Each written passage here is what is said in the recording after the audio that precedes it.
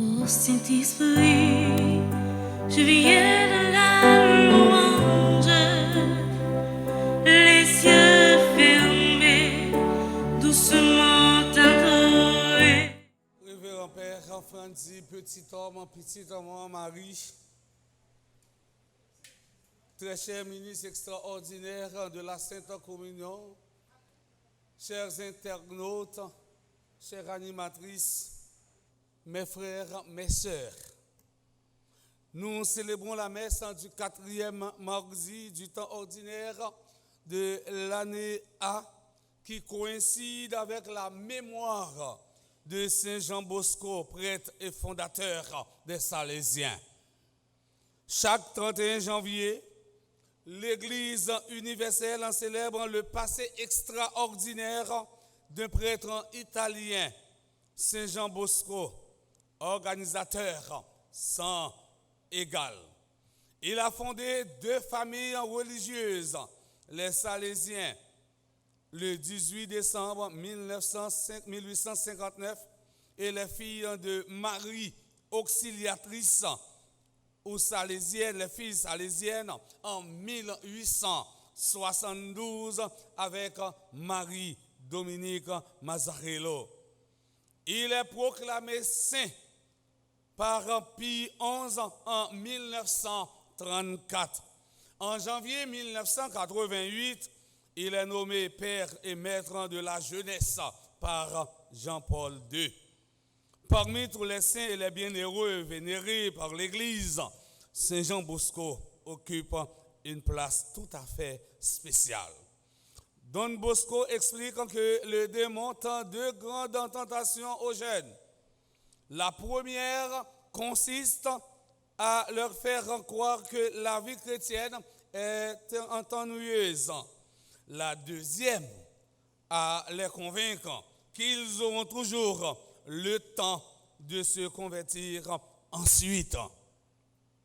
Mes frères, mes sœurs, dans l'évangile d'aujourd'hui, Saint Marc nous présente 2 miracles.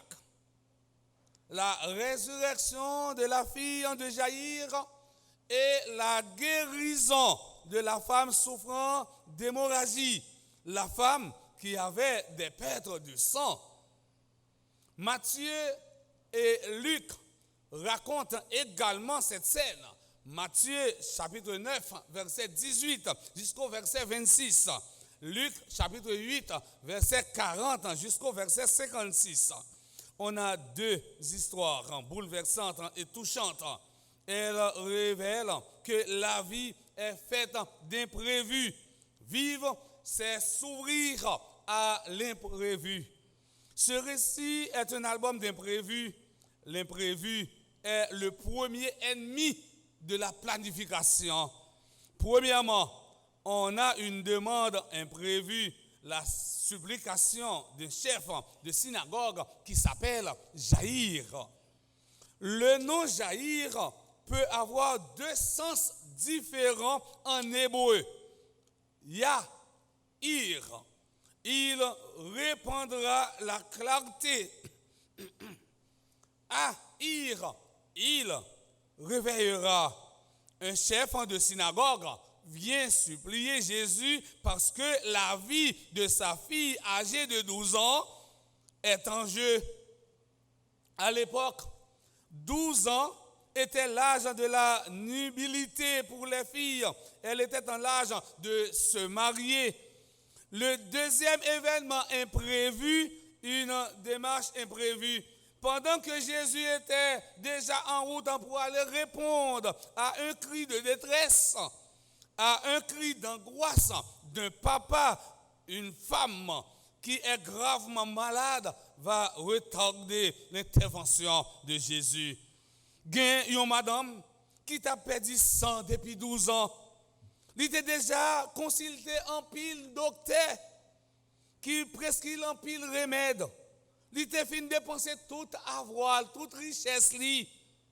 Mais il n'a pas eu aucun résultat. Au contraire, c'est plus mal, madame ça, t'es venu plus mal. Parfois, nous connaissons la même réalité, oui, avec madame qui a perdu sang sous l'IA. En pile, nous visitons tous les médecins qui existaient. pour nous capables de trouver solution avec une maladie qui a ravagé nous. Nous pas jamais joindre rien. Au lieu que nous ayons une solution, non mais docteur, les hommes, non, et bien finalement, c'est empirer plus toujours. Je dis à nous, tout à nous, chaque nous avons une leçon pour nous tirer à travers le texte. Madame, non, ça t'a coulé sous lui. On monde ça coulé sous, on fille, ça coulé sous depuis 12 ans. On cas d'avant bilan, oui, hein, mesdames? Hein? Ah, d'abord, l'on pète de sang, ou gagne plus de chance pour venir année. Si vous année, mais ça va passer. Ah, ti frère, ti c'est l'amour. Oui. Mais, lorsque nous avons visité médecin comme ça, nous pas qu'à jouer une solution. Fais bon Dieu confiance. Fais bon Dieu confiance. Parce que bon Dieu, c'est médecin par excellence là. Mais bon Dieu, parmi les hommes. Depuis bon Dieu posé mes sous, ou pas capable de guérir, ou pas capable de guérison. Selon la loi, lorsqu'une femme a une perte de sang, elle devient automatiquement impure. Elle était exclue de la communauté. Nous jouons ça dans l'Ancien Testament, dans le livre Lévitique, qui c'est dans le livre de la loi. Et ça comme dit selon la loi. Chapitre 15, verset 25, arrivé dans verset 27. Mais parfois, il faut un petit plume, mais nous connaissons que bagaille tout. La parole a passé, mais l'écriture après, arrêté. Lévitique, chapitre 15, verset 25, 27. La femme vit une exclusion totale qui la prive de tout contact. La démarche de l'hémorroïde s'accompagne d'un acte de froid. Il connaît pas bon, il connaît le impur, mais la froide mandé m'a chiré foule ça pour me toucher tirob Jésus. Elle était sûre que si elle touchait Jésus, elle serait guérie. Le troisième imprévu, une annonce imprévue. L'histoire de la femme malade ainsi que celle de la fille de Jaïr ont deux choses en commun. Le chiffre 12 et la foi. Tifi a gagné. Tifi a gagné. Madame a gagné.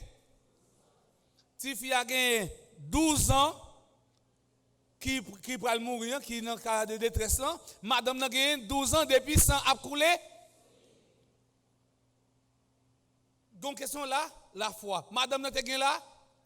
Parents, Tifi a gagné là. Ça veut dire que vous même qui parlez, capable d'intercéder pour petit tout. Capable de faire demande pour petit tout.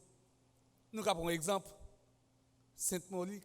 Monique, tu as gagné Augustin.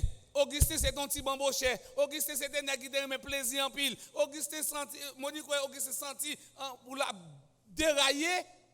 Il met des genoux la terre. Il doit la prière. Quand on est dans l'église, il y a Saint Augustin et Sainte Monique. Sainte Monique, elle dit, oui, Père Francis va construire l'école en bas, sur rail là.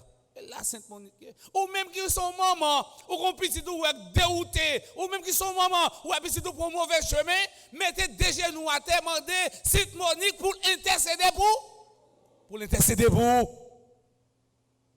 Nous on dit prière à monter, grâce à descendre. Ce récit est une sorte de catéchèse sur la foi. Ils mettent en lumière les deux grandes composantes de la foi. L'humilité, qui est humble reconnaissance de notre misère, de notre incapacité à en sortir en seul, et une adhésion personnelle qui nous engage. L'humilité est le premier pas vers la foi. Rappelons-nous la parabole sur le publicain et le pharisien. Croire, c'est entrer en contact avec le Christ, marcher derrière lui et passer de la crainte à la confiance totale.